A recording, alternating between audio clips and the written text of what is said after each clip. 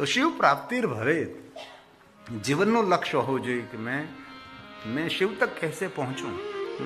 श्रवण प्रीति ही लालसा, जिनके जीवन में कथा प्रेम है वो शिव तक पहुंच सकता है। इसलिए 24 घंटे में थे, जितना समय मिले इतने समय सदा सेव्या सदा सेव्या सदा सेव्या, विशेषतः एत शिव पुराण से कथा परम पावन, जगत को पावन करती है, आत्मा को परमात्मा की तरफ प्रवृत्त करती है, यह भगवान की कथा। इसलिए कथा श्रवण करने से रासु यत पूर्णम यज्ञष्टम शते नहीं तत्पूर्णम लभते शंभो, कथा श्रवण मात्रतः, भगवान की कथा श्रवण करने मात्र से इतने श्रेष्ठ श्रेष्ठ महान महान यज्ञों का फल मिलता है। भगवान की कथा प्रारंभ होते ही तीर्थ भूतमी तदगेहम, विश्व के सभी तीर्थ वहां दौड़ते दौड़ते दौड़ते पहुंचते हैं। तीर्थ का आगमन होते वसताम पाप नाशनम, जितने जीवन में पाप कर्म है सभी पाप कर्मों का नाश हो जाता है। इस भगवान की कथा की एक महिमा है।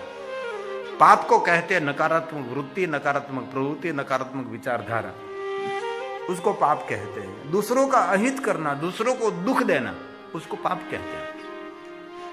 जिनकी सकारात्मक वृत्ति है, सकारात्मक प्रवृत्ति, सकारात्मक विचारधारा है, जिनके कार्य भी सकारात्मक है, उसको कहते हैं पुण्य।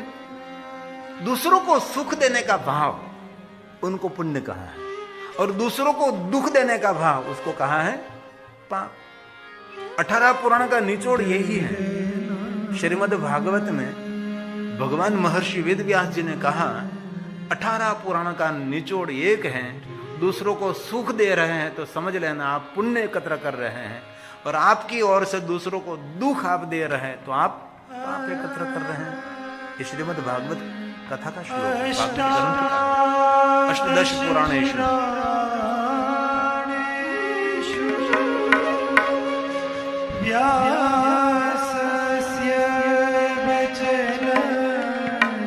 તમારા કોઈ દેશ વિદેશમાં કહે તો ગિરિબાપુ ઓફિશિયલ યુટ્યુબ ચેનલમાં सीधा लाइव प्रसारण આવે। कोई अन्य कोई તમારા બેન દીકરી દીકરા કોઈ જગ્યાએ રહેતા હોય તો એને લિંક મોકલી દેજો, જેથી કરીને એ લોકો જોઈ શકે દેશ વિદેશમાં, ભારતમાં કોઈ પણ। તો ગિરિબાપુ ઓફિશિયલ યુટ્યુબ ચેનલ છે, એની અંદર અત્યારે કથા આવે છે લાઈવ પ્રસારણ, પણ આવતીકાલે પછી સદવિદ્યામાં હોય છે, એટલે કોઈ પણ સમય જોઈ શકે, એટલે તમે તેને મોકલી શકો છો અથવા તેને કહી શકો છો તમે, જેથી કરીને તમને સૌને જોઈ શકે અને કથા પણ એ સાંભળી શકે। શ્રીમદ્ ભાગવત કરો અષ્ટાદશ પુરાણેષુ વ્યાસસ્ય વચનદ્વયં પરોપકારાય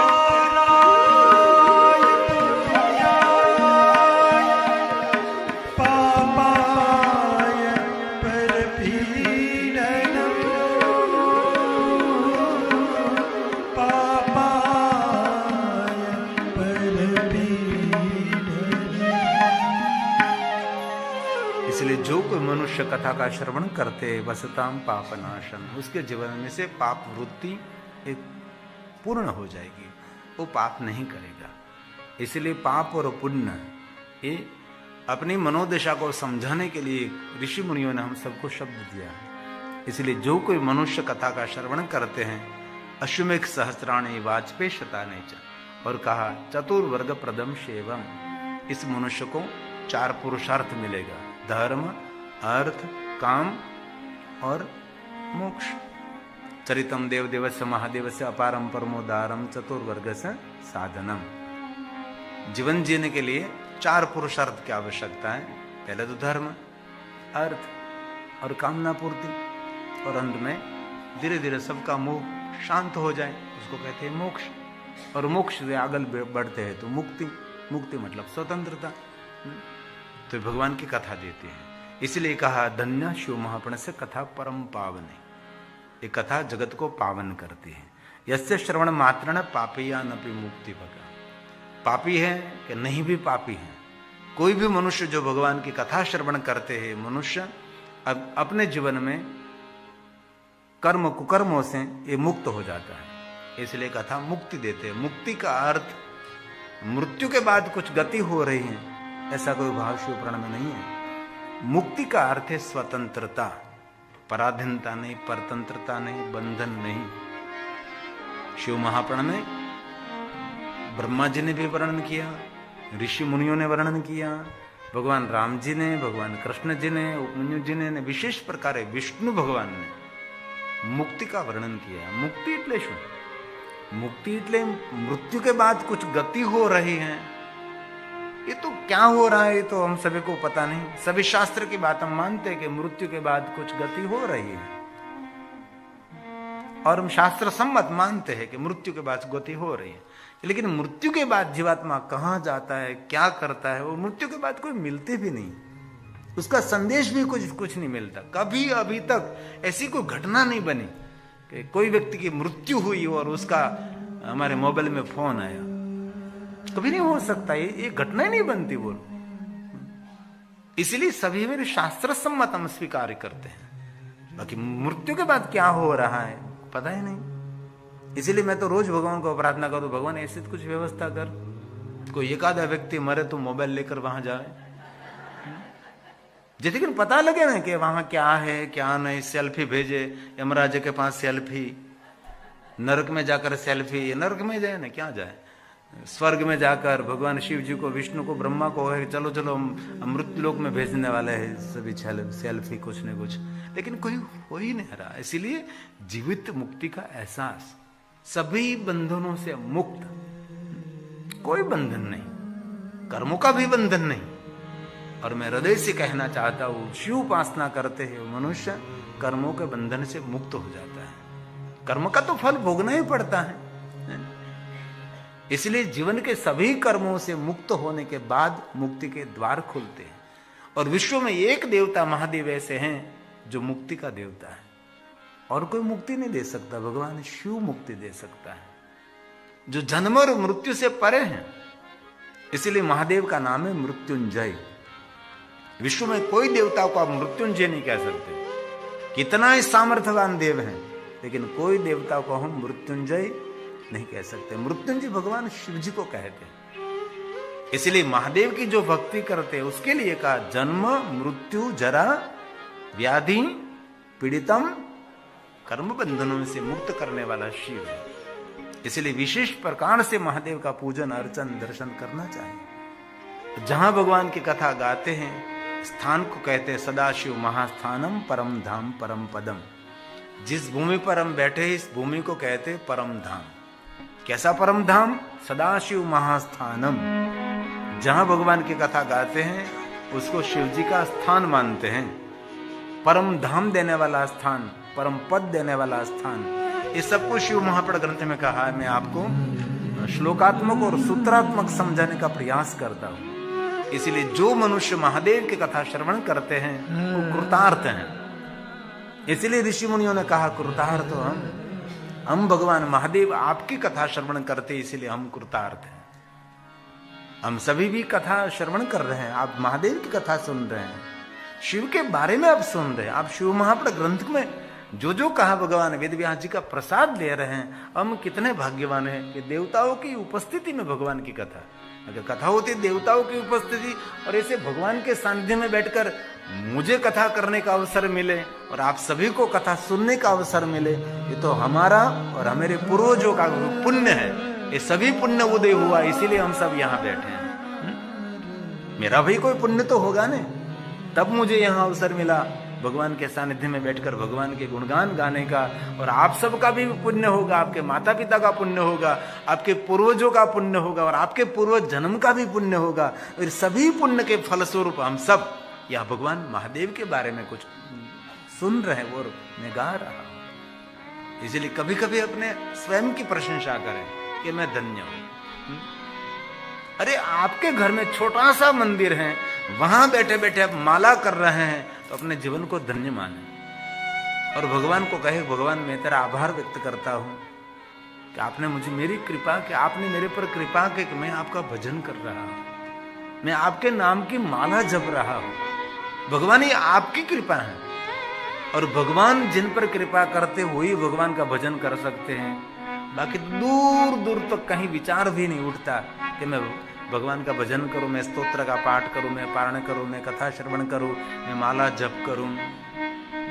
अपने लिए थोड़ा समय अपने आत्मा कल्याण के लिए थोड़ा समय भगवान ने 24 घंटे दी, इसमें से 1 घंटा तो मेरे स्वयं के लिए देना चाहिए। थोड़ा प्राणायाम करें, थोड़ा व्यायाम करें, थोड़ा मंत्र जाप करें, थोड़ा सा स्तोत्र पाठ करें, तो जीवन की ऊर्जा अखंड रहेगी, ऊर्जा कहीं खंडित नहीं रहेगी। कई लोग कुछ भी नहीं करते, सिर्फ बिस्तर में से खड़े होकर, कहीं लोगों तो ब्रश भी नहीं करते, सीधा चाय पीते हैं। क्या कहते हैं उसको? टी, बेड टी बोलो जो, बिस्तर ऊपर चा। ये कोई जीवन है? और नाम दिया बेड टी।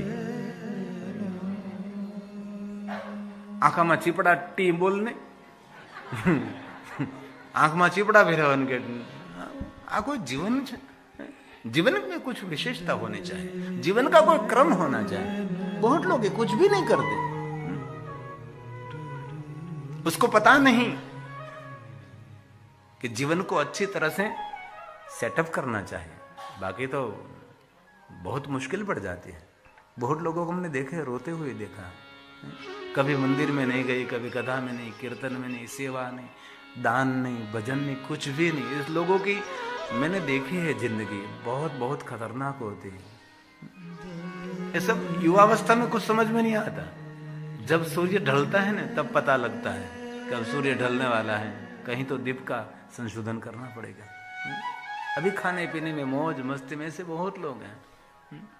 युवानी में भक्ति मिलना ये भाग्यवान है, लेकिन बाल्यवस्था से जिनको भक्ति मिली वो महाभाग्यवान है। बाल्यवस्था से जिनको भगवान की भक्ति मिले, ऐसे बहुत है। ध्रुव, प्रहलाद, ऐसे बहुत सारे दृष्टांत हम दे सकते हैं जिनको बाल्यवस्था से।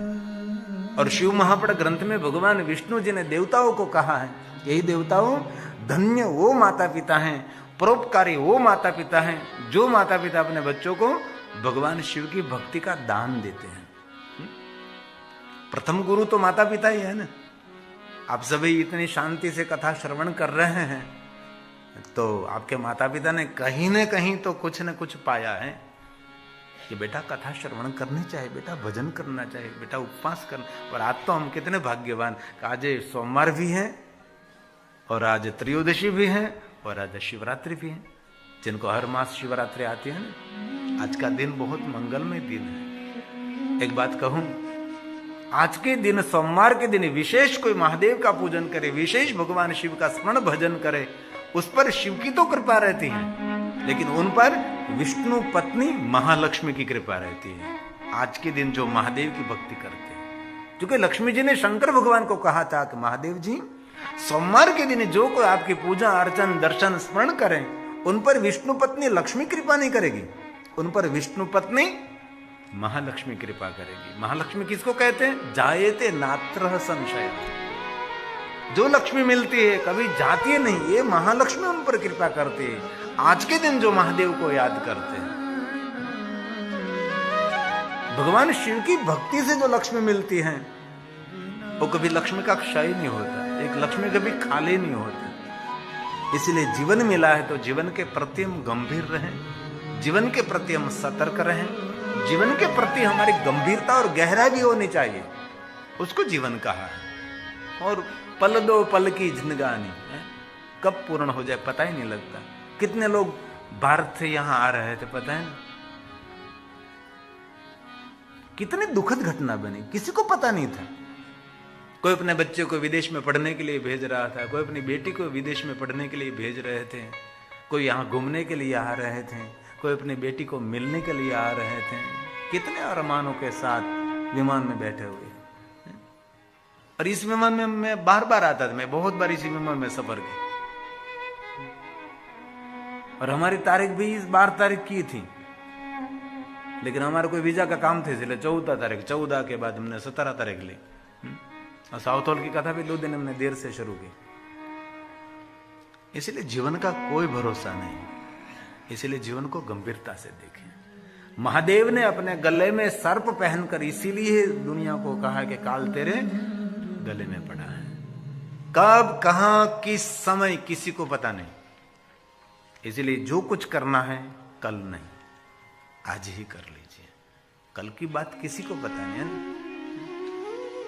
किसी ने कह दिया कि जिंदगानी 7 दिन की, लेकिन जिंदगी में 7 ही दिन आए कि ना आए किसी को पता नहीं है। पल भर की खबर नहीं, करे कल की बात, पता ही नहीं एक पल के बाद क्या होने वाला है। इसलिए जीवन को बहुत सावधानी के साथ, घर में कुछ कलह हुआ है तो रात में सोने से पहले सबको क्षमा करिए। ऐसे मैं बोल दिया, आपको थोड़ा दुख हुआ है, मैं क्षमा चाहता हूं, क्योंकि जीवन का कोई भरोसा नहीं, मन की मन में रह जाती है। बाद में आंसू पोंछने वाले भी कोई नहीं होते। इसलिए जीवन बहुत मूल्यवान है और जीवन में समय बहुत मूल्यवान है, समय बड़ा बहुत प्रबल है। इसलिए हर पल आपके परिचय में जो आए उसको भी समय की गंभीरता दिखाओ और उनको जीवन की भी गंभीरता दिखाओ। खास करके छोटे उम्र वाले युवा लोगों को थोड़ी सी सावधानी बहुत आवश्यक है जीवन में। और हमने देखा है जिन्होंने बहुत सारा सत्कर्म पुण्य कर्म किया है, उसके परिवार में बहुत सुख शांति रहती है। मैंने घर घर, गांव गांव, शहर शहर, देश देशांतर, मैंने कितनी यात्रा की। मुंगेली में कितनी कथा क्रम था? 811 ने तो આપણે 812મી કથા થાય। 12મી નહીં 5 દિવસની કથા નહીં ગણવાની, નહીં એમાં નહીં આવે। 5 દિવસની કથા નહીં ગણવાની, 7 દિવસની કથા ગણવાની, 9 દિવસની કથા ગણવાની, 11 દિવસની એ કથાની ગણતરી કરે। 5 દિવસની કથાનો ક્રમ નથી, 7, 9, 11, હજી તો 11 દિવસની 2 ટાઈમ કરવાની છે કથા। કોરોના કાળમાં કરીશ ને મેં 54 દિવસ સુધી 2 સમય કથા કરી। 54 દિવસ સુધી 2 સમય, સવારે ને બપોરે, એક ધરી लगातार। એક કથા તો મેં 63 દિવસ સુધી કરી હતી, लगातार 63 દિવસ સુધી। કોરોના કાળની અંદર તો જાહેર કથા નહીં થતી હતી, એટલે અમે રાધેશ્યામ પાર્ટી પ્લોટ વડોદરા, અમારે સુરેશભાઈ પટેલ, હંસાબેન પટેલ અને દીકરો તેજસ, જે વડોદરાના 10 જે રહીશો કહેવાય એમાંનો એક, તો એમનો પોતાનું બહુ મોટો હોલ હતો, તો અમારી બધી રહેવાની, ભોજનની, કથાની બધી સુવિધા એમને ખડી કરી। આખો કોરોના કાળ અમે રાધેશ્યામ પાર્ટી પ્લોટમાં એ વિતાવ્યો અને આસ્થા ટીવીના માધ્યમથી देश देशांतर तक 180 देश तक हमने भगवान की कथा पहुंचाने का प्रयास किया था। इसलिए हम बार बार कहते हैं, अब कोई श्रोता नहीं मेरे सामने, कोई नहीं, सिर्फ हमारे संगीतकार भाइयों अने हूं, अंदर वाला कोई बाहर नहीं, बाहर वाला कोई अंदर नहीं। ऐसे हम भगवान की कथा गाते रहे। पूरा कोरोना काल हमने कथा गाई। इसलिए मैं श्रोताओं को कहता हूं कि सारी दुनिया बंद हो गई थी, लेकिन कथा कभी बंद नहीं रही। निरंतर हम भगवान की कथा गाते रहे, देश देशांतर तक भगवान महादेव का संदेश पहुंचाते रहे। इसलिए जीवन का बहुत मूल्य है। आया जो जग में, हमारा सुंदर एक भजन है, बहुत सुंदर है। इसलिए ये कथा કેટલામી થાય? 812મી ને 812, 5 દિવસની કથા નહીં ગણવાની, ये सब में नहीं गणवानी। इसलिए जीवन में जितना समय मिले इतना समय प्रभु भजन में। ऐसा नहीं कह रहा 24 घंटे आप माला लेकर बैठ जाओ, और मैं कहूं तो भी आप बैठने वाले नहीं है ना? लेकिन थोड़ा सा जीवन का थोड़ा अंश मेरे आत्म कल्याण के लिए, क्योंकि हमारा जीवन प्रकृति के साथ जोड़ा है। ये आत्मा परमात्मा, बस तीनों में हमारे जीवन खेल रहा है। एक तो हमारी प्रकृति है, एक है आत्मा, एक है परमात्मा। प्रकृति का सहयोग लेकर आत्मा को इतना प्रबल बनाना है कि परमात्मा तक हमारी यात्रा सुरक्षित रहे। इसीलिए सत्संग है। इसलिए जो कोई मनुष्य भगवान महादेव की कथा का श्रवण करते हैं और कथा श्रवण करने का जो फल मिलता है, उनके लिए फलम वक्तो न शक्नोमि, इस फल का वर्णन कोई कर नहीं सकता जो कथा श्रवण करते हैं। इसलिए धन्य धन्य कथा शंभो स्तवम धन्यो धन्य एवच यदा करणेन मात्रण शिवलोकम व्रजे नर। जिनके कान में भगवान की कथा पड़ेगी वो मनुष्य महादेव के लोक का अधिकार है। शिवलोकम व्रजे नर, शिवलोक का अर्थ है जिनके हृदय में, जिनके विचारों में, जिनके व्यवहार में, जिनकी वाणी में सबके प्रति कल्याण का भाव है, वही शिवलोक है। हम लोग बस सीमित बात रखी कि मरने के बाद कोई ऐसा लोक है वहां पहुंचना है। मृत्यु के बाद जो हो पता नहीं, लेकिन जीवित हम लोग शिवलोक में जीना चाहते हैं। शिव शब्द का अर्थ है कल्याण, जिनके हृदय में सभी के प्रति कल्याण। ऐसे बहुत लोगों को हमने देखा, बहुत सज्जनों को देखा है, शत्रुओं के प्रति भी कल्याण का भाव है। जो व्यक्ति उनके प्रति अहित भाव रखते, उनके प्रति कल्याण का भाव रखते, उनका बुरा ही करते, तो भी उनके प्रति शुभ भाव, मंगल भाव रखने वाले बहुत सज्जनों को हमने देखा है। वो जीवित शिवलोक में जी रहा है। लेकिन हम लोग अंदर शिवलोक की बात इतनी मानी कि मृत्यु के बाद कोई लोक में जाना है उसको शिवलोक कहते नहीं। जीवित सभी लोगों का अनुभव करना है। ठाट माट से जिंदगी जी रहे हैं, कोई बात की कमी नहीं, धन की कमी, नेचर सुंदर, फर्नीचर, ये सब कुछ है, तो आप इंद्रलोक में जी रहे हैं। चारों तरफ वाह वाह हो रही, चारों तरफ आपकी जय जयकार हो रही, हो इंद्रलोक है। सभी प्रकार चारों तरफ से शांति, आप सूर्यलोक में जी रहे हैं, स्वर्गलोक में आप हैं। चारों तरफ से रस ग्रहण कर रहे हैं आप। संगीत है तो वहां संगीत रस, नृत्य तो नृत्य रस, आध्यात्मिक रस है तो वो जहां जाए वहां डूब जाता है, उसको कहते हैं स्वर्गलोक। नर्क लोक को कहा जा नर्क, कहीं में रुचि ही नहीं, उसको नर्क कहा जा। कहीं रुचि नहीं, नहीं भोजन में रुचि नहीं, कपड़ा पहनने में रुचि नहीं, सत्संग में, न कोई महफिल में, नहीं कोई घूमने फिरने में, नहीं कोई तीर्थ यात्रा करने में, उसको नर्क कहते हैं। न अर्क, अर्क मतलब रस। कहीं कहीं प्रवृत्ति में हताशा, निराशा से घेरा हुआ जीवन, डिप्रेशन, एंजाइटी से पीड़ित, उसको कहते हैं नर्क। बाकी तो स्वर्ग यहां બોલો બોલો થોડુંક તો બોલવા લાગો મને, મારી એક લાગલા થોડું બોલવાનું હોય, આપણે ભેગા એટલે તો હારે બેઠા બધા, આપણે હું એ સ્ટેજ ઉપર, આ બધા સ્ટેજ ઉપર બેઠા તો ખરા, આ પહેલી વાર એટલા બધા સ્ટેજ ઉપર બેઠા. તમારી બહુમતી વધારે છે ને અમારી બહુમતી ઓછી છે, ખબર નહીં, ચૂંટણી થાય તમે જ જીતો. बाकी तो स्वर्ग यहाँ, नर्क यहाँ, इससे सिवा जाना कहाँ. इसलिए ये जीवित अनुभूति करना है. आपके जीवन में कोई हताशा नहीं, कोई निराशा नहीं, कोई डिप्रेशन नहीं, कोई एंजाइटी नहीं, कोई भय नहीं. निर्भयता से आपको जीवन निरंतर बीत रहा हो और शिव के चरणों में संपूर्ण आपको प्रेम है, प्रीति है, तो आप जीवित इस पृथ्वी पर, आप शिवलोक में, स्वर्गलोक में, सूर्यलोक में आपका जीवन बीत रहा है.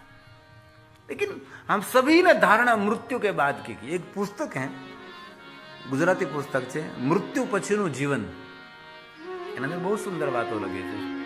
સરશરીનું પુસ્તક છે, सभी भाषा में मिलता है. मृत्यु बाद जीवन, आंख बंद होने के बाद जो जीवन शुरू होता है उसके बारे में बहुत कुछ कहा है. लेकिन इनमें भी मैंने पढ़ा तो इसमें मृत्यु के बाद की बात जीवित में ही कही है. इसलिए हमारा जीवन स्वर्ग में, सूर्यलोक में, शिवलोक में बीतना चाहिए. बाकी हंसते हंसते आप जीवन जियोगे तो भी जीवन बीत रहा है, रोते रोते जीवन बीताओ तो भी जीवन तो हाथ में से जा ही रहा है. दुनिया में कोई समय को पकड़ नहीं सकता. समय को एक ही पकड़ सकता है, कोई देवता भी नहीं. समय को विश्व में एक देवता पकड़ सकते हैं. समय को कहते हैं काल. काल की गति को रोकने वाला एक ही है, महाकाल, जिनको महादेव कहते हैं. क्योंकि शिवलोक में कोई काल नहीं, कोई काल की गति ही नहीं. वहां कोई प्रातः काल नहीं, वहां कोई मध्याह्न काल नहीं, वहां कोई संध्या काल नहीं, वहां भूतकाल नहीं. वहां निरंतरता, निरंतरता, कोई समय की गणना ही नहीं. जहां सूर्य उदय होता है वहां प्रातः काल है, जहां सूर्य अस्त होता है वहां संध्या काल है. बाकी जहां कोई सूर्य ही नहीं वहां स्वयंभू प्रकाशित है. एक सूर्य नहीं, करोड़ों सूर्य समान जिनका प्रकाश है. वहां कोई युग नहीं, वहां कोई कल्प नहीं, वहां मनवंतर नहीं, कुछ भी कोई समय की गणना ही नहीं. जहां निरंतरता है उसको शिवलोक कहा है. और हमारे पास समय की गणना है तो हमारा जीवन बीत रहा है. इसलिए जीवन को गहराई से समझने का प्रयास करें. इसलिए कहा महादेव की कथा जो श्रवण करते हैं, फलम वक्तुं न शक्नुमः. कथा सुनने से जो फल मिलता है, इस फल का वर्णन दुनिया में कोई नहीं कर सकता. ऐसा भाव प्रकट किया है. इसलिए हर कथा में मैं कहता हूं, कथा श्रवण करने के बाद फल मिलता है कि फल नहीं मिलता है इसके बारे में कभी नहीं हम बोलेंगे. लेकिन कथा सुनते हैं, उसका जीवन कभी निष्फल नहीं होता, ये मरदेसी कह सकते हैं. जो भगवान की कथा श्रवण करते हैं, कथा सुनने का फल मिले ना मिले दूसरी बात है, लेकिन जो हृदय से भगवान की कथा श्रवण करते हैं उनका जीवन कभी निष्फल नहीं होता, कभी नहीं होता। इसलिए जीवन में सत्संग अमृत है, जीवन में सत्संग परमात्मा का आशीर्वाद है। और जहां सज्जन लोग रहते हैं वहीं सुर लोग हैं, जहां सज्जन मिलते हैं वहीं देवता मिलते हैं, वहीं ईश्वर का सानिध्य है। इसलिए शिव महापड़ ग्रंथ में कहा है, जितना समय आपके पास मिले इतने समय पुराणों का अध्ययन करें। ज्यादा नहीं, श्लोकम श्लोकार्ध में वचन, आधे श्लोक का पाठ करें। सब पापान मुचित क्षणात्, एक पल में ये मनुष्य अपने जीवन की सभी नकारात्मक वृत्तियों से मुक्त हो जाएगा। आपको कोई पूछे पुराण का अध्ययन करने से क्या होगा? पुराण का अध्ययन करने से हमारे में जो नकारात्मक वृत्ति है, नकारात्मक वृत्ति का संपूर्ण जड़मूल में से नाश करता है पुराण। पूरने का काम करते हैं ना पुराण। अपना खेतर में खाड़ा कड़िया हो तो આપણે પૂરવાનું કામ કરીએ, એટલે કે પુરાણ, એને પુરાણ કહેવાય ને। ખેતર આપણો ઊંચા નીચું હોય, આવ્યા તો આપણે ગામડામાંથી ને ગમે એ રીતે આપણે જોયું, ખેતર જોયા, વાડિયું જોયું, બધું જોયું। ખાડા ખડિયાવાળું ખેતર હોય તેને પૂરવાનું કામ કરવું પડે, એમ જીવન ખાડા ખડિયાવાળું હોય તેને પૂરવાનું કામ આપણા પુરાણો કરે છે। અધૂરું હોય એને પૂરું કરવાનું કામ આપણા પુરાણો કરે છે। તેથી જીવનમાં જેટલો સમય મળે એટલો સમય, એવું પણ નથી કહ્યું અડધો શ્લોક, શ્લોકમ શ્લોકાર્થ। संस्कृत તમને ના આવડે તો 5 पंक्ति 1 पेज रोज वाँचो, पाठ करो। पुराणों की अद्भुत महिमा है। गायन्तयो अहर्निशम, दिन रात जो शिव महापड़ ग्रंथ का गायन करते हैं, देवा इंद्र पुरोगमा, देव समूह के साथ इंद्र उनकी सेवा में उपस्थित रहते हैं। लेकिन दिन रात जो शिव महापड़ ग्रंथ का गायन करते हैं, जिनके पास निवृत्ति है ना, कोई प्रवृत्ति नहीं है, तो घर में भूत ने जेम आटा न मरे, सरस झूला पर बेसीने पुराण नो पाठ करे। गणन में जो भूत ने जेम घर में आटा मारता है, घड़ीक आ रूम में जाए, घड़ीक आ रूम में जाए, आ रूम में जाए, आ रूम में जाए, અને ઘણા દાદાઓનો જોઈ તો આખો દી સાફ સફાઈ જ કરતા હોય ઘરમાં। અને આ તો બહેનો તમે બહુ સુખી માણસ છો। અમારા દેશમાં તો મારા ભાઈઓ વાસણ ઉટકતા નથી। આ તો તમારે કેટલું સારું, બોલો। ગમે એવો મૂછાળો ભાઈડો હોય તો વાસણ ઉટકતો હોય, સારું કહેવાય, બહુ સરસ કહેવાય। તો આ તમે વિધિ કરો ને લગ્ન ત્યારે એ પણ સપ્તભૂમિ હોમી દેજો, પત્ની દેવીને વાસણ ઉટકવા લાગવા। હા, સપ્તપદી વાંચે ને લગ્નમાં જ્યારે અમારા બ્રાહ્મણ દેવતાઓ, ત્યારે એ સપ્તપદીમાં એ ઉમેર દેવું કે પેલા પૂછો ને તમે ક્યાં ખંડમાં રહ્યો છો, ભારત ખંડે કે અમેરિકા ખંડે કે ઇંગ્લેન્ડ ખંડે કે યુરોપ ખંડે, જ્યાં તમે રહેતા ત્યાં તમારા પ્રમાણે હું સપ્તપદી વાંચું છું। જો આ તો વાંચવી જ નથી પડતી, આમનામ વાસણ ઉટકે છે। સાફ સફાઈ અને કરવું જ જોઈએ, ઘરનું કામ કરવું જોઈએ, પોતાનું કામ પોતાએ કરવું જ જોઈએ। જે માણસ સવારમાં ઊભો થઈને પોતાનો બિસ્તર જે ઉઠાવી લે છે તેના પર ઈશ્વરની કૃપા રહે છે। બિસ્તર આપણું બિસ્તર આપણે ઉઠાવવાનું છે, કારણ કે તેમાં આપણી રાત્રિની ઉર્જા હોય છે। આખી રાત્રે જે ભગવાનનું ભજન કર્યું હોય તેની અંદર ઉર્જા આપણે સકારાત્મક બધાય એની અંદર ઉર્જા ભરેલી હોય, તે આપણું બિસ્તર આપણે ઉઠાવવાનું છે।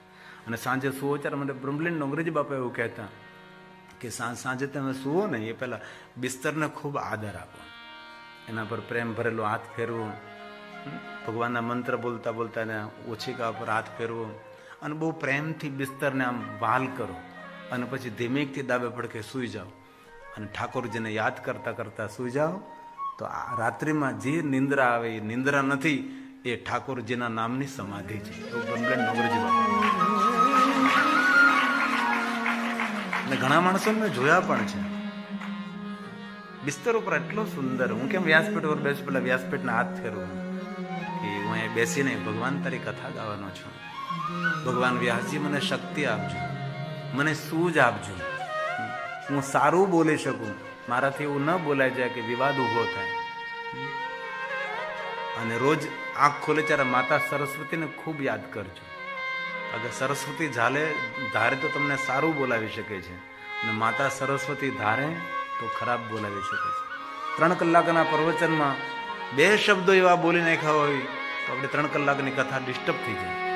એટલે ભગવાનને કહેવાનું તો મને સારું બોલાવજે, સારા વિચારો આપજે, સારી મતિ આપજે, સારી દિશા દેખાડજે, જેથી કરી અમારું જીવન સુરક્ષિત રહે. इसलिए ગાયંતયો અહર્નિશમ, दिन रात जो शिव महापड़ ग्रंथ નું ગાયન કરે છે. દેવા ઇન્દ્ર પુરોગમા, દેવ समूह के साथ इंद्र उनकी सेवा करते हैं. और जो मनुष्य जीवन में एक बार संपूर्ण शिव महापड़ ग्रंथ का पाठ करे, पारण करे, उसके लिए कहा परिपूर्ण पठेद्यस्तु स जीवन मुक्त उच्चते. एक बार संपूर्ण शिव महापड़ ग्रंथનો પાઠ કરે, પારણ કરે છે, એ મનુષ્ય જીવિત હોય તો પણ તેને મુક્ત સમજવું. ભલે જીવિત હોય પણ એ જીવાત્મા મુક્ત છે. એક જ વાર હમણાં પવિત્ર શ્રાવણ માસ આવશે, નક્કી કરવાનું કે પહેલે દિવસેથી શરૂઆત કરવાની છે. 1 મહિનામાં 30 દિવસમાં સંપૂર્ણ શિવ મહાપડ ગ્રંથનો પાઠ કરો. ભલે સંક્ષિપ્ત, કારણ કે એટલો મોટો ગ્રંથ તો 1 મહિનામાં પૂર્ણ થાય ન થાય આપનાથી, પણ સંક્ષિપ્ત, એની અંદર થોડી થોડી કથાઓ બધી હોય છે. કથા એક છોડીલે ન હોય, પણ સંપૂર્ણ પૂર્ણ 1 મહિના માટે शिव महापड़ ग्रंथ નું પારણ કરવું. इसलिए शिव महापड़ ग्रंथ में कहा कि सप्त संहिता मादरात परिपूर्ण पठेदस्तु स जीवन मुक्त उच्चते. ये मनुष्य जीवित है तो अपने मुक्त समझो. तेना માટે कोई विधि विधान उसके बाद हो सके न हो सके, कोई तर्पण अर्पण समर्पण कुछ हो सके न हो सके, लेकिन जिन्होंने एक बार संपूर्ण शिव महापड़ ग्रंथ का पाठ कर लिया, पारण कर लिया, वो मनुष्य जीवित है तो अपन उस मनुष्य को मुक्त मानना चाहिए. ये भगवान का वचन है. एतत् शिव पुराणस्य सप्त संहिता आदर के साथ, करने खातिर नहीं, आदर के साथ, भाव भक्ति के साथ. और एक बात ने याद રાખવી, કોઈ પણ ધર્મ પુસ્તક જ્યારે આપણે વાંચીએ છીએ ને ત્યારે તેનું પાનું કોઈ દી નહીં વાળવાનું. ઘણા લોકો પાનું બટકાવી દે, વાળી દે, એવું નહીં કરવાનું.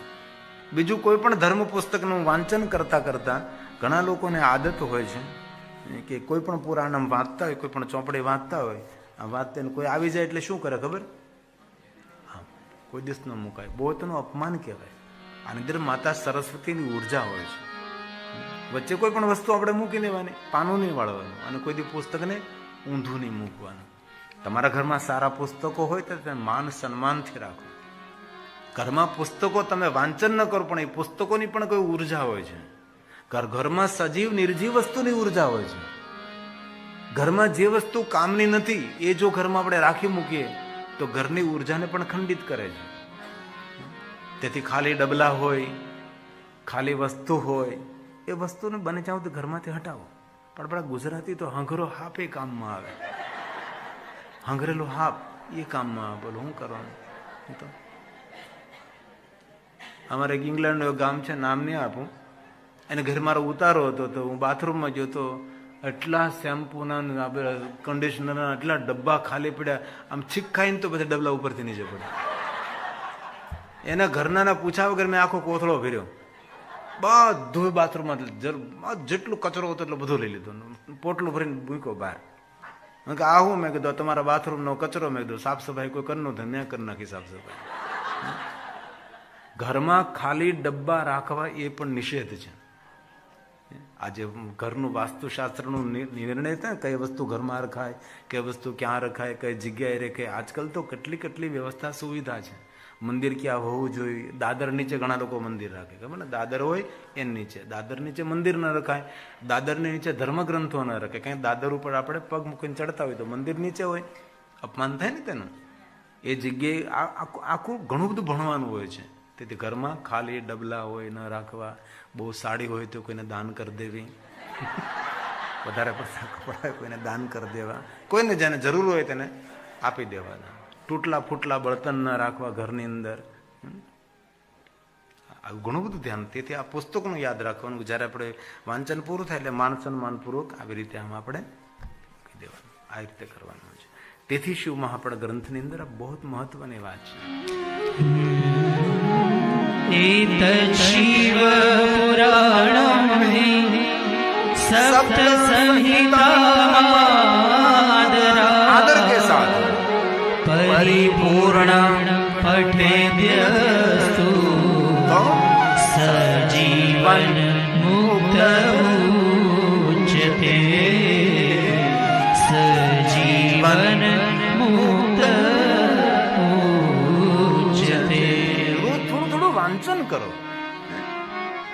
સારા પુસ્તકો સાથે રાખો, સજ્જનો સાથે વિતાવેલો જીવન, સત્સંગમાં વિતાવેલું જીવન, સારા પુસ્તકોની સાથે વિતાવેલું જીવન એ ખરેખર આપણું જીવન હોય છે. બાકી તો પંચાયતિયા માણસો ન સત્સંગ કરતા, ન ધર્મશાસ્ત્રનું અધ્યયન કરતા, ન કથા સાંભળતા, પંચાયત કરવામાં તેનું જીવન પૂર્ણ થઈ જાય છે. અને પછી રડવા સિવાય બીજું કોઈ તેની પાસે કે આરો નથી હોતો. તેથી આપને અવસર મળે તો સંપૂર્ણ શિવ મહાપડ ગ્રંથનો પાઠ કરો. જ્યારે અવસર મળે ત્યારે, જ્યારે તમને સમય મળે ત્યારે, સમય તો કાઢવો જ પડે. इसलिए शिव महापड़म कोई सामान्य ग्रंथ नहीं. शिव महापड़म तिलकम कोलू सतपुराणम, सत्य ते भरेलू पुराण है, वेद सम्मत है. आ पुराण नो अद्भुत महिमा है. તેથી આપને અનુકૂળતા હોય, આ જેઠ માસ પૂરો થશે, 8 મહિનો આવશે, પછી પવિત્ર શ્રાવણ માસની શરૂઆત થશે. આ આપણી કથામાં અષાઢી બીજ પણ આવશે ને, જગન્નાથ બાબાની યાત્રા આવશે. કેટલું સારું, કેટલા ભાગશાળી આપણે. તેથી આ પુરાણનો મહિમા છે. શૈવમ પુરાણમિલકમ ખલુ સત્પુરાણમ. શિવ મહાપણ સભા પુરાણોમાં તિલક સમાન છે. આપણે ગમે એટલા બ્રાન્ડેડ વસ્ત્ર ધારણ કર્યા હોય, ગમે એટલા શુભ વસ્ત્રો પહેર્યા હોય, સોના ચાંદીના હીરા મોતીના આભૂષણો પહેર્યા હોય, પણ એ બધું શુભ નથી. શુભ ભાલમાં તિલક છે. એટલે ભલે તમે ઘરે નહીં, પણ જયારે કથા સાંભળવા આવો ત્યારે ચાંદલો કરીને આવો. કપાળ કોઈનું કોરું નહીં હોવું જોઈએ. કારણ કે આપણા આચાર્ય દેવતા ભગવાનની પૂજા કરાવે પેલા ભગવાનને ચાંદલો ન કરાવે. પેલા શું કહે? જજમાન શરીરના ભાલમાં ચાંદલો કરાવે. પેલા પૂજા કરવા બેઠા જજમાન શરીઓ તેના કપાળમાં ચાંદલો કરાવે. અને ભાલમાં બિંદી મોટું વિજ્ઞાન છે. એક જગ્યાએ સકારાત્મક વૃત્તિની સ્થિરતા અને પ્રગટ થાય. આપણી કેન્દ્ર બિંદુ અહીંયા આપણો આત્માની વાત કરે. શરીરનું સન્માન નથી, શરીરમાં રહેલો આત્મા છે તેનું સન્માન કરીએ છીએ આપણે. તું બિરાજે છે એટલે આ બધા સંબંધો છે. બાકી તું જો આમાંથી જતો રહે તો બોડી કે શબ કે નામનો પણ નાશ થઈ જાય છે, નનામી થઈ જાય છે, નામ વગરનો થઈ જાય છે. તેથી આ શરીરમાં રહેલી આત્માનું આપણે સ્વાગત કરીએ છીએ. તેથી તિલકનો બહુ જ મહિમા છે. તેથી બિંદી કરવી.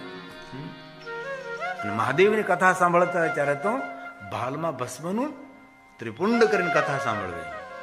અમારે સાઉથ ઓલમના કથા મેં કાલ પૂરી કરી, તો ત્યાં તો દીકરો દીકરી ઉભા હતા, જે આવે ને ભસ્મનો ચાંદલો કરી દેતા હતા. એટલે બધા ભસ્મનું ત્રિપુંડ કરીને, અહીંયા પણ કોઈ બહેન કોઈ ભાઈ સેવા સંભાળી લેવાની. ભસ્મ તો હોય જ, ભસ્મ સુંદર દ્વાર ઉપર આવતા જાય. એમ ચાંદલો કેમ આપણે મહાકાલ જઈને કપાળ આખું રંગી દે. ખબર ને, મહાકાલેશ્વર જાય તો બધા કેટલા દીકરા દીકરીઓ બધા ઉભા હોય, પેલા કપાળ ઢંગી દે ને પછી કે લાવો કઈક આપો. હા, પણ દક્ષિણા આપવી પડે ને ચાંદલો કરવાની. તો શિવ મહાપુરાણ તિલક સમાન છે. શૈવમ પુરાણમિલકમ ખલુ સત્પુરાણમ. વેદાંત વેદ વિલસત પરવસ્તુ ગીતમ. યો વે પઠેચ શૃણુયા પરમાદરેણ.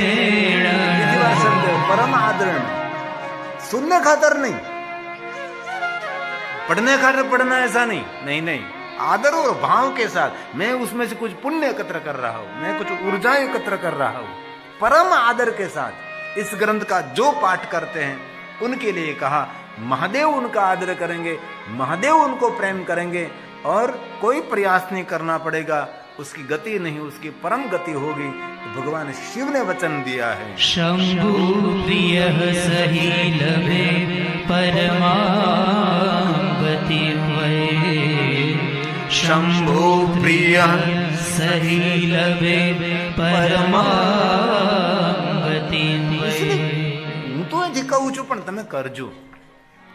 હું પૂછી શકું, તમે બધા જાણતા છો, ઘરના છો. કેટલા લોકોએ સંપૂર્ણ શિવ મહાપડ ગ્રંથનો પાઠ કર્યો, પારણ કર્યો છે? કેટલા લોકો? સાચું બોલો ને, ખોટું નહીં બોલતા. રામજી બેઠા છે. 1 2, આ લાઈટો અમે તો દેખાતું નથી. 3 4 5. બોલો, ભાઈઓમાં છે કોઈ મારા પક્ષના? અમારો પક્ષ તો હારી ગયેલો જ છે. બોલો, પવિત્ર શ્રાવણ માસ આ રહા. ગુરુ પૂર્ણિમાથી શરૂ કરજો. गुरु पूर्णिमा से प्रारंभ करो. थोड़ा थोड़ा थोड़ा रोज। गुरु पूर्णिमा से शुरू करोगे तो पवित्र श्रावण मास तक, वास्तव में तो पवित्र श्रावण मास गुरु पूर्णिमा से शुरू होता है ना। हमारे गुजरातियों का 15 दिन पीछे श्रावण मास शुरू होता है, लेकिन गुजरात के बाहर 15 दिन पहले श्रावण मास शुरू हो रहा है, इसलिए गुरु पूर्णिमा से पवित्र श्रावण मास शुरू। 1 महीना श्रावण मास हमारा गुजरातियों का, और 15 दिन जो हिंदी भाषी है उनका श्रावण मास। इसलिए आप 45 दिन आपको मिलेंगे, 45 दिन मिलेंगे आपको, तो शुरू करिए। और कभी भगवान करे 2 साल 3 साल के बाद मैं आऊँ और पूछूं तो सभी की अंगुली ऊंची होनी चाहिए। हमने सबने पाठ किया। और मैं दिल से कहता हूँ, जो कोई संपूर्ण शिव महापुराण ग्रंथ का पारण करते हैं, उसके मन में छोटी से छोटी कोई कामना है और बड़ी से बड़ी कोई कामना है, महादेव अवसर आने पर सब कुछ पूर्ण कर देते हैं। ये शिव महापुराण ग्रंथ में ताकत है। कामना मनोकामना पूर्ण करने वाला ग्रंथ है। ग्रंथ परमात्मा का दर्शन है। ग्रंथ का अध्ययन ये प्रभु दर्शन है। हम पुराण का क्यों दर्शन करते हो? स्वयं ईश्वर का दर्शन है। श्रीमद् भागवत कथाकार नहीं कहते कि भागवत ही भगवान का दर्शन है। श्रीमद् भागवत कथा करते लोग क्या कहते हैं? कृष्ण दर्शन ही है। श्रीमद् भागवत वो भगवान का दर्शन है। वैसे सभी पुराणों की यही महिमा है। शिव महापुराण भी भगवान स्वयं शिव का ही दर्शन है। इसलिए संकल्प करे कथा में बैठकर। इसलिए शिव महापुराण ग्रंथ में कहा है, जो मनुष्य भगवान महादेव की कथा श्रवण करते हैं, जीवन धन्य, उसका जीवन धन्य, उसका जन्म लेना सफल है, उसकी जननी धन्य है, जन को धन्य है। जन को मतलब पिता, जननी मतलब माता, उसके माता पिता धन्य है जो भगवान की कथा श्रवण करते हैं। ये सभी भगवान महर्षि वेदव्यास जी के वचन है। मैं तो पढ़कर आपको सुना रहा हूं। मैं तो मध्यस्थी हूं, एक शिक्षक का काम करता हूं, एक टीचर ही करता हूं। इसलिए भगवान ने कहा है, तवेव जीवनं धन्यं तवेव जन्म सफलं तवेव जननी धन्या तवेव जनको धन्या तवेव जनको धन्या। जो भगवान महादेव की कथा श्रवण करते हैं उसका जीवन धन्य है, उनका जन्म लेना धन्य है, सफल है। और जननी माता धन्य है, उसके पिताश्री धन्य है जो भगवान महादेव की कथा श्रवण करते हैं। और आगे कहा, जो भगवान महादेव की कथा श्रवण कर रहे हैं उसका कुल भी धन्य है।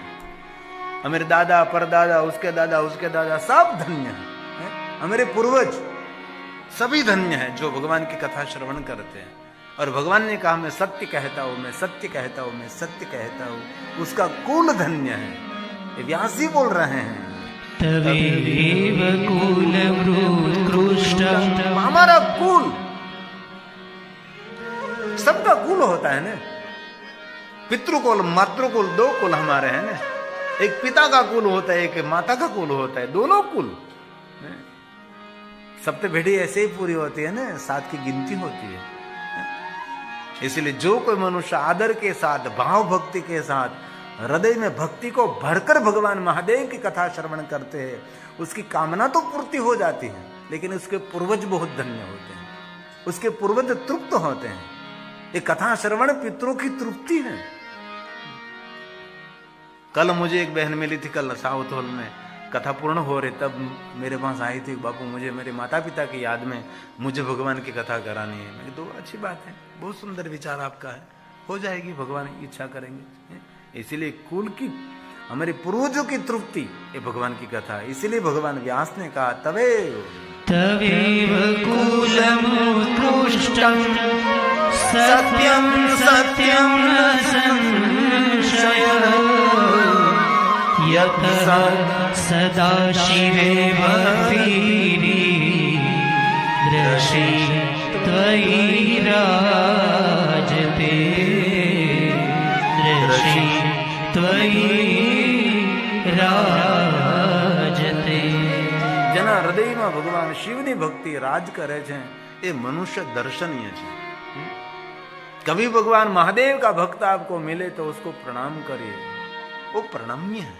देवताओं ने भी कहा कि जो भगवान महादेव की साधना उपासना करते हैं वो हमारे लिए प्रणम्य है, हमारे लिए वंदनीय है।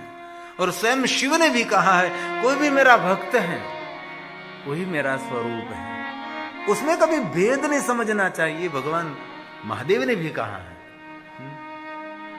तो ये कथा धर्म क्षेत्र महाक्षेत्र गंगा कालिंदी संगमे प्रयागे परम पूर्णे ब्रह्मलोकस्य वर्तमाने, ब्रह्मलोक के मार्ग स्वरूप प्रयाग तीर्थ में सूत पुराण और शैनक जी का सुंदर संवाद है। इसमें कोई विवाद नहीं है, इसमें संवाद और स्वाद से भरा हुआ ग्रंथ है।